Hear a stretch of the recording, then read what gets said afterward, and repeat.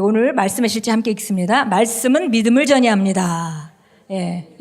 그래서 말씀만이 사실은 우리 삶을 바꾸는 방식입니다. 결국은 하나님께서 우리 그리스도인에게 주신 많은 유업들이 있는데 그 유업들을 누리는 방식은 말씀을 통해서 내가 변화되야 되는 것입니다.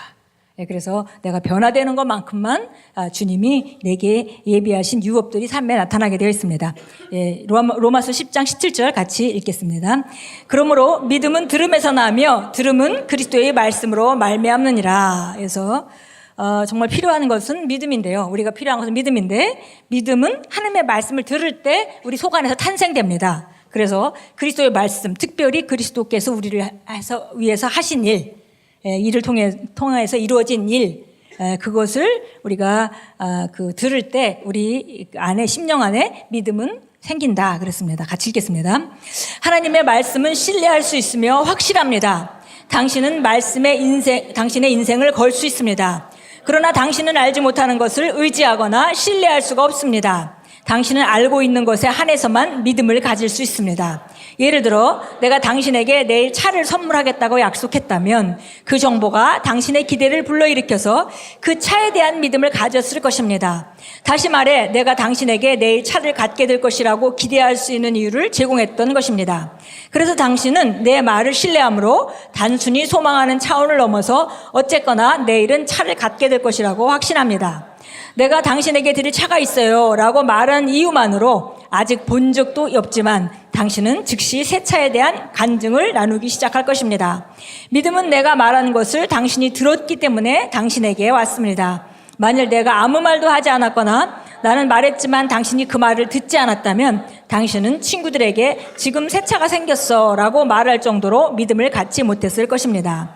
하나님의 말씀도 마찬가지입니다. 하나님의 말씀으로부터 온 정보는 당신이 하나님에 대한 믿음을 갖게 해줍니다. 그것이 바로 오늘의 본문 구절에서 읽은 믿음을 들음에서 오며 들음은 하나님의 말씀으로 말미암는다는 의미입니다. 말씀은 하나님의 영의 믿음을 생산해내며 전이합니다. 당신은 믿음을 일으키려고 애쓸 필요가 없습니다. 하나님의 말씀을 들으면 됩니다. 그러면 믿음이 당신의 영에서 활성화될 것입니다.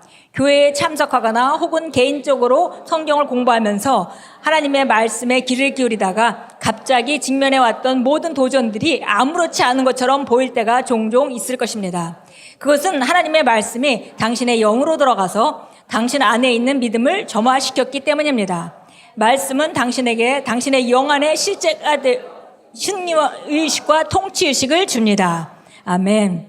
그래서 결국은 말씀이 우리 안에 들어와서 장착될 때 그 말씀이 나를 지배하게 되면 내가 상황을 지배하는 자로 살게 된다라는 말씀을 오늘 했습니다. 그래서 필요한 것은 다른 것이 아니라 말씀이다. 왜냐하면 우리가 세상에서 하나님 말씀과 다른 것들 너무 많이 듣죠. 그래서 어떤 경우에는 많은 그 견관진들이 형성되어 있습니다. 경관진들은 하루아침에 생기는 것이 아니라 잘못된 정보를 듣고 또 듣고 하면서 이게 축적돼가지고 아주 강건한 마치 그 콘크리트를 계속 부어가지고 또 굳히면 나중에 깰 수 없는 그런 벽이 되듯이 우리 안에도 잘못된 정보들이 계속 지속적으로 들어오면 그런 것들을 형성합니다. 그런데 그것을 깨는 것은 한 가지 하나님의 말씀밖에 없다는 것입니다. 잘못된 생각을 깨는 것, 그것은 하나님의 말씀인데요. 그 말씀을 우리가 들을 때 믿음이 창출되고 그 믿음으로 기능한다면 우리가 삶을 다스리는 삶을 살게 됩니다. 참고 성경 나와 있는데요. 히브리서 4장 12절은 하나님의 말씀은 살았고 운동력이 있어 좌우의 날선 어떤 검보다도 예리하여 혼과 영과 및 관절과 골수를 찔러 쪼개기까지 하며 또 마음의 생각들과 뜻을 감찰하나니. 그래서 하나님의 말씀을 계속 우리가 받아들이다 보면 우리가 잘못 생각하고 있는 것들에 대해서 비춤을 얻게 되죠. 어느 순간인가 내가 이건 잘못 생각하고 있었구나. 즉시 우리가 말씀을 듣고 즉시 교정할 수 있는 것도 있습니다. 어떤 것들은 말씀을 들을 때는 몰랐는데 그 말씀이 우리 안에 들어와서 비춰지기 때문에 어느 순간에 이 생각을 고쳐야 되겠구나. 하나님이 나한테 이 생각을 고치라고 하는구나 라는 일들이 일어나게 됩니다. 그래서 말씀의 능력으로만 가능한 것이죠.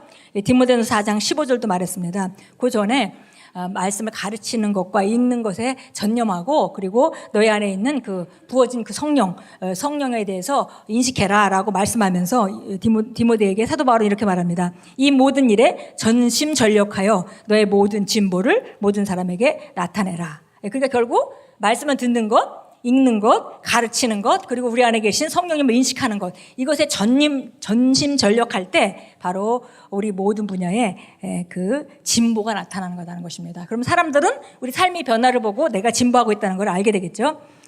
히브리서 11장 3절입니다. 믿음으로 모든 세계가 하나님의 말씀으로 지어진 줄을 아나니 보이는 것은 나타난 것으로 된 것이 아니니라. 그래서 믿음의 선진들이 삶의 환경은 그렇지 않았지만 먼저 하나님 말씀 가운데 그것을 보고 듣고 그리고 그걸 믿었기 때문에 그런 삶을 나타내는 자로 살았습니다. 그래서 우리가 바로 이 말씀으로 우리 자신을 말씀을 통해서 보고 듣고 그리고 믿고 그래서 그 말씀이 우리 삶에 나타나도록 살아가라고 히브리서 11장에서 믿음의 선진들의 모습을 보여주면서 우리에게 권면하고 있습니다.